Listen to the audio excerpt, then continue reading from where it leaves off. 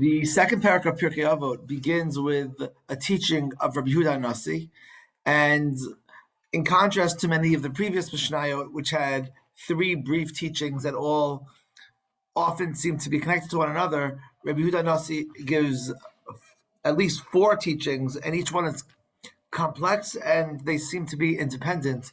So we'll look at one at a time. Rabbi Omer, Ezoi derech yishara sheyavor lo ha'adam. What's a good path that a person should take? Kol shehi tif'eres la'oseha v'tif'eres lo min ha'adam. Anything which brings honor to the person adopting it, to the person acting that way, and gains honor from other people.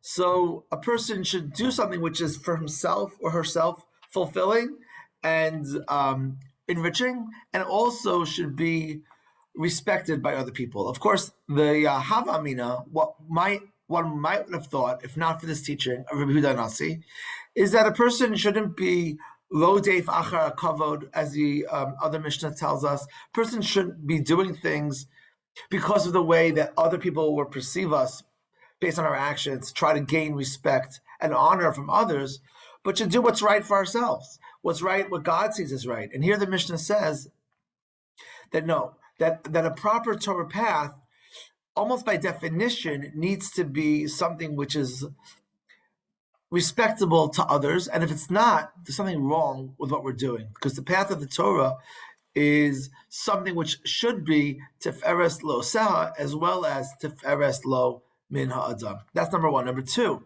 havi zahir b'mitzvah kala k'b'chamura she'ein ata yodeya matan scharan shel mitzvos. A person should always be careful when doing a light mitzvah equivalent to a severe mitzvah.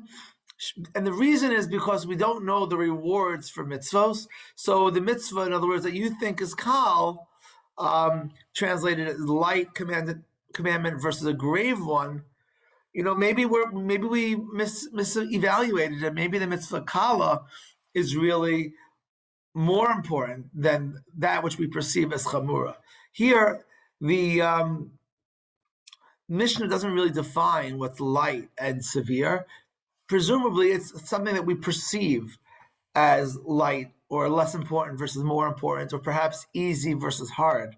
But the reason the Mishnah gives is that we don't know the reward for mitzvos, because reward and punishment for mitzvos and sins are used to evaluate the relative importance and severity.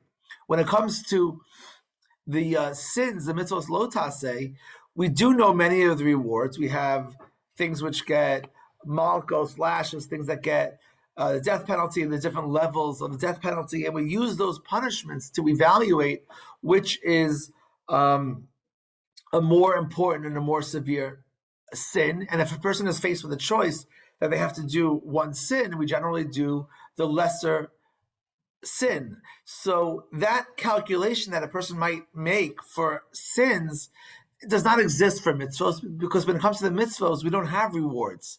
Generally speaking, there's no reward in the Torah for mitzvos. There's certainly no reward that the Jewish Beit Din, the courts, would give for a mitzvah. So one person takes a lulav, a different person listens to shofar. We don't know which one will get more rewarded. So therefore, be careful with all the mitzvos, even those which you think are light, because you never know if it's more important. Third, havi mechashev hefseid mitzvah keneged schara uschara aveira keneged hefseida. Third point is related to the second point, which is when you come to evaluating mitzvah, so a person might evaluate not just one mitzvah relative to another mitzvah, but one mitzvah versus the price it is. So the mitzvah of lulav and esrog, but maybe it costs $50. Is the mitzvah of lulav worth $50? Is it worth $60? Is it worth $100? Similarly, when it comes to a sin, maybe kosher meat costs an extra $15 for your Shabbos versus non-kosher meat. So is the sin of non-kosher worth $15? What if it's $100, $1,000?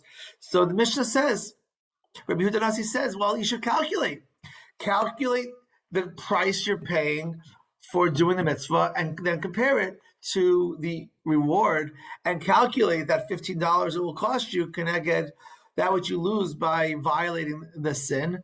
And the Mishna doesn't tell you what the calculation will be, but presumably the Mishna is trying to say it's always going to be worthwhile to do the mitzvah and to avoid the sin, because all of these sacrifices that we make in this world are so minuscule relative to the reward and the benefit of keeping the Torah.